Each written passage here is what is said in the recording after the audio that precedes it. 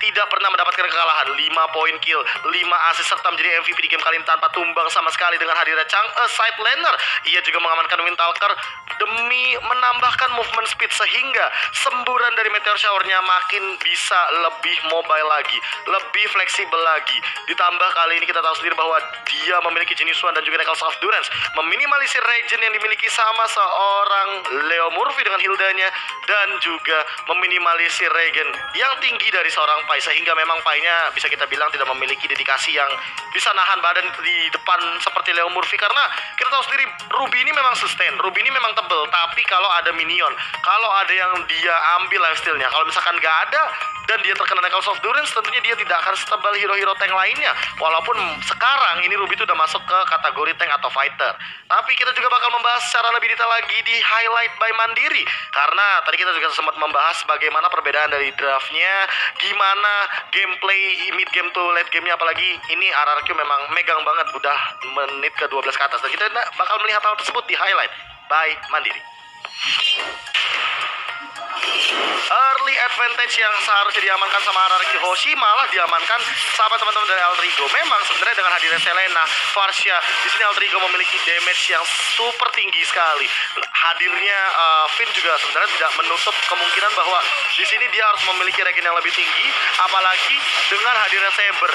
Otomatis Finn ketika dia menggunakan Quicksand Guard, dia tidak akan bisa bertahan dengan cukup lama. Banyak sekali stun impact yang dikeluarkan, bahkan 5-5-nya memiliki stun impact yang bisa meng-cancel pergerakan daripada seorang Khalid dari Finn. Dan ini memang team fight-nya sangat dikendalikan oleh teman-teman tim Alter Ego sejak awal.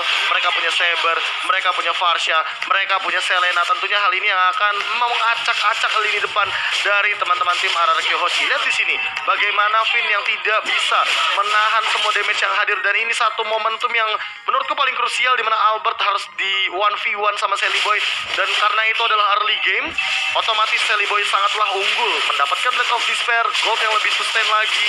Tapi di beberapa team fight juga bisa kita bilang bahwa ini Lemon selalu menghentikan pergerakan daripada seorang Sally Boy, memberikan burst damage yang cukup tinggi, bahkan membiarkan Albert mengeksekusi di belakang, sehingga Albertnya juga tetap dapetin duit yang sangat baik.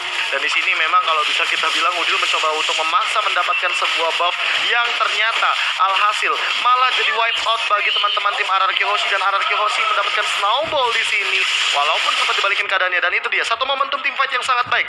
Di sini Albertnya tumbang. Kenapa? Albertnya tumbang karena terkena Abyssal Arrow, dan Sally Boy-nya mengincar ke arah seorang Lemon. Ini memang tim fight yang seharusnya dilakukan oleh teman-teman dari tim Alter Ego. Ini tim fight yang dimenangkan oleh teman-teman dari Alter Ego.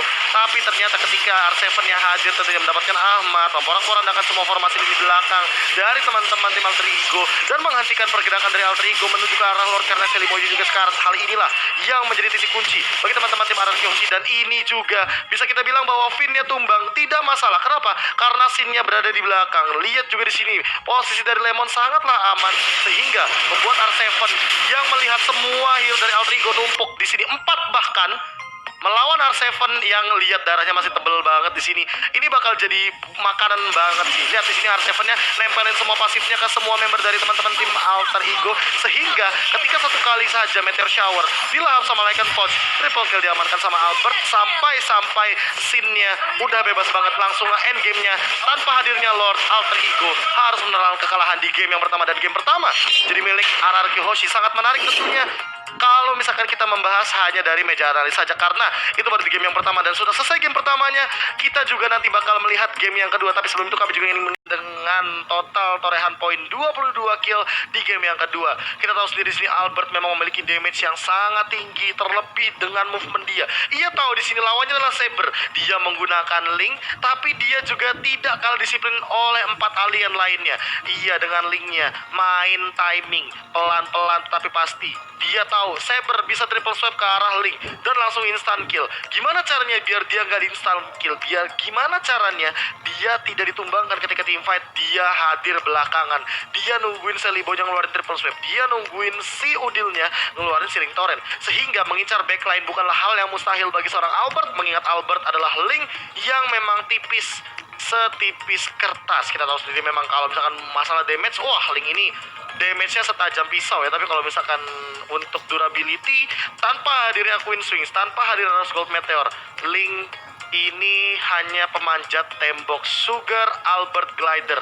Memang memiliki mobilitas yang sangat tinggi dengan movement yang mematikan juga dan membuat pola permainan backline atau lini belakang dari Alter Ego kewalahan. Dan inilah dia MVP by Axe kita di game yang kedua.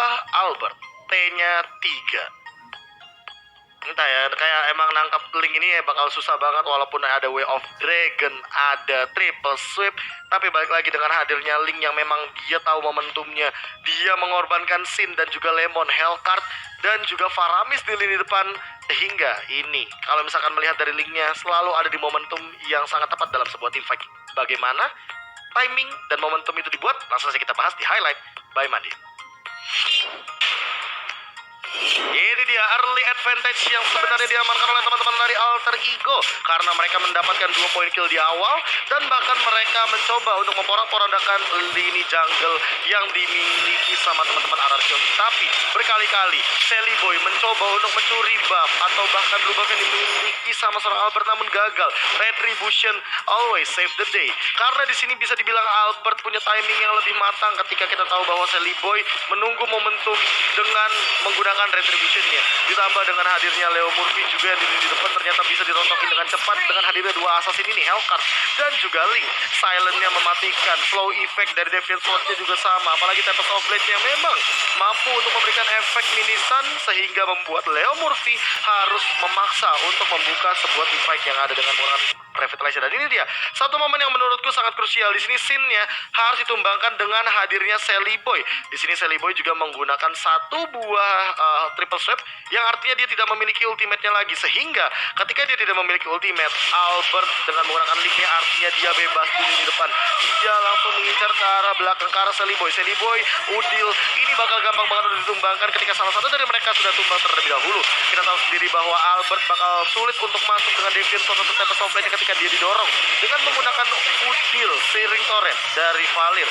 Apalagi dengan ada triple sweep, otomatis ini bakal jadi instant kill yang mematikan bagi teman-teman tim RRQ Hoshi. Tapi Sally Boy selalu ada dalam posisi yang sangat tidak menguntungkan di sini walaupun ada Leo Murphy. Tapi Sally Boy harus tumbang duluan di sisi area jungle yang membuat pola permainan dari RRQ Hoshi makin lebih optimal lagi untuk diving, makin lebih berani untuk masuk ke dalam area pertahanan yang dimainkan sama teman-teman dari Alter Ego. Sehingga ketika team fight besar pun terjadi, si Alter Ego harus lebih bersabar lagi, tapi mereka harus pick off juga. Mereka lupa bahwa di sini lawan mereka adalah Link dan juga Hellcard. Ini 2 hero yang sangat mudah sekali untuk mendapatkan solo kill, apalagi di late game. Walaupun kita tersedia dengan durability yang tinggi, tapi di sini kita tahu bahwa Hellcard-nya menggunakan Petrify. Bakal berbeda dengan menggunakan Retribution karena kita tahu sendiri bahwa dengan menggunakan Petrify ini udah pasti Deadly Poison Stinger-nya bakalan connect dan dengan memberikan efek stun.